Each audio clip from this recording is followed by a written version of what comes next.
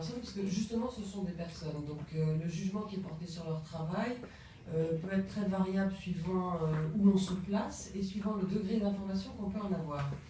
Donc je dis ça parce que nous-mêmes en tant que gestionnaires de projets, en tant que bailleurs, il y a aussi des gens qui sont sensibles à notre charme et d'autres beaucoup moins. Donc sans que ce soit toujours exactement objectif comme jugement, donc je dirais qu'il y a une question qui va s'engager notamment par rapport à la CTC en termes de compétences.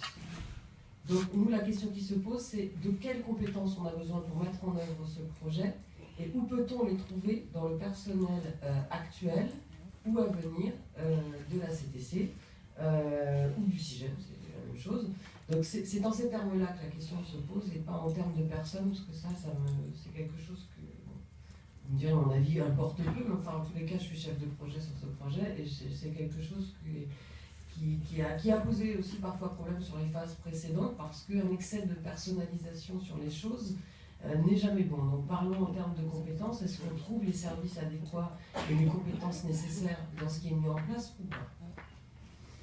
Sur la question de l'artisanat et de la promotion, parce que l'artisanat, bon, on a parlé des questions sur l'agriculture et la valorisation de la production agricole et toute la création de valeur ajoutée qui en découle derrière. Même chose sur l'artisanat, ça fait évidemment, les métiers artisanaux font partie de la cible. Je dirais que ce projet n'est pas le seul projet quand même qui est mené par la coopération française. Là encore, le projet d'appui au secteur privé dont je parlais tout à l'heure et qui est en refonte s'attachera à ces questions.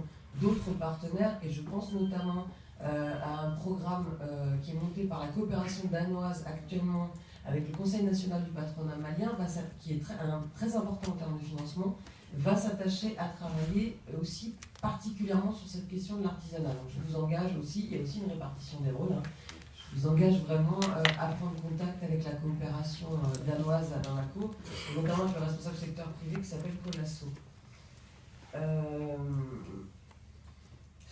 Pas empiéter sur ce qui a été dit. Sur la question de la CEFOM et de l'intérêt qu'elle présente, évidemment, au sein des secondes générations dont on a parlé tout à l'heure, et de ceux qui sont impliqués dans ce plaidoyer vis-à-vis des autorités à la fois maliennes et françaises, et qui par ailleurs ont acquis une expertise en matière d'élaboration de politiques publiques locales, de concertation au niveau local, il est évident que vous avez un rôle à jouer si vous souhaitez le prendre et si vos propositions sont de qualité, évidemment. Dans cette démarche, évidemment, c'est un élément nouveau par rapport au contexte sur les FSP qui avaient été montés avant, et évidemment, ça nous paraît tout à fait intéressant. Sur la question du Nord, elle est évidemment fondamentale. Nous n'avons pas, nous, vocation à parler évidemment des questions de sécurité. Ce n'est à la fois pas notre métier et pas notre mandat, même si elles sont importantes. Sur la question de l'urgence, l'AFD, les premiers projets qui ont redémarré au Mali pour l'AFD sont des projets en matière de fourniture d'eau et de fourniture d'électricité dans les régions du Nord, justement. Donc c'est évidemment un souci. Je tiens quand même à signaler que pour les équipes avec lesquelles nous travaillons, cette question de sécurité se pose aussi. Le recrutement, par exemple, de consultants ou de personnes prêtes à travailler dans ces régions ou qui ont le droit de le faire actuellement pour la coopération française est limité. Ça pose aussi des questions organisationnelles, logistiques et de sécurité. Donc, croyez bien que c'est une priorité, mais que ces questions-là se posent à nous aussi en termes de ressources humaines. On sait qu'il n'y a pas beaucoup de ressortissants du Nord en France, en tous les cas, qui soient organisés sur le même mode que ça peut l'être dans d'autres régions. Il ne s'agit pas d'écarter la région du Nord, mais pour nous, nous ne suscitons pas les projets, nous appuyons des initiatives qui viennent de la diaspora. Donc s'il y en a qui viennent, elles seront bien évidemment favorisées, pas au sens discriminé positivement, mais en tous les cas, elles seront accueillies tout à fait favorablement si elles sont de qualité, au contraire. Et c'est la même chose sur la question des investissements économiques, je le disais tout à l'heure, la question du mal développement, il y a une question de mal développement dans les régions du Nord, il y a une question aussi il y a un différentiel de développement par rapport à d'autres régions qui s'explique aussi par les conditions climatiques, par la présence ou non de dispositifs d'appui dans ces régions, et ça dure depuis très longtemps. Donc évidemment, il y a un rééquilibrage à faire. Vous êtes tout à fait conscient du fait qu'on ne trouvera jamais dans les régions du Nord le même potentiel à certains niveaux. C'est pour la production agricole, etc., qu'en région de Sikasso. Donc il est bien évident que même s'il y a un rééquilibrage, ça c'est une réalité, les inégalités territoriales de développement, c'est une réalité, les politiques publiques dans n'importe quel pays du monde essaient de travailler avec plus ou moins de succès et d'envie dessus, mais c'est une réalité qui s'impose quand même à nous. Là, pour finir, parce que je ne voudrais pas être trop long, l'articulation avec l'existant, j'entends bien votre demande, il y a quand même un processus, nous, qui ne concernait pas spécialement le Mali, mais qui concernait plus largement les investissements productifs de la diaspora. Est-ce que l'AFD pourrait mettre en œuvre?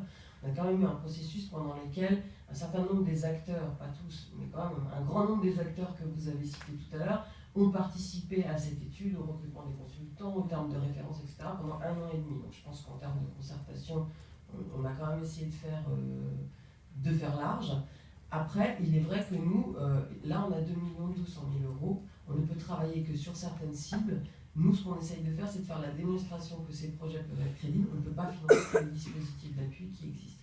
Il y a pour eux parfois certains dispositifs d'appui aux ONG qui peuvent reprendre le relais sur certaines choses. Je pense que le CIAD a déjà fait de demandes, le GRDR aussi, certaines refusées ou acceptées.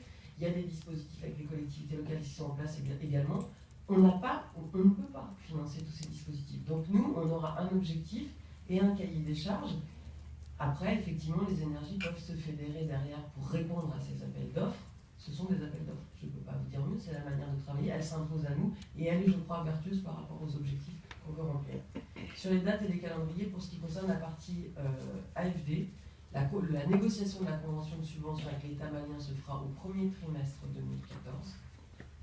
Et ensuite, les choses se mettront en place sur les appels d'offres, etc., au courant de l'année 2014 pour recruter les opérations nécessaires.